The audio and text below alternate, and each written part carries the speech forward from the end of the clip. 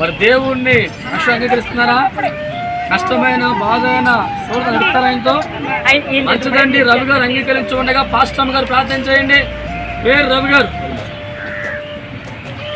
మహోన్నతుడా, కృప కలిగిన దేవ, గొప్ప దేవుడా, ఒక ఆత్మ రక్షింపబడడం అంటే పరలోకములో ఆనందమే తండ్రి, పరలోకములో పండగే ప్రభా. నాయన మరి రవి గారు ఆ బిడ్డ ఎడల మీరు కృప చూపించి ఉన్నారు ప్రభా.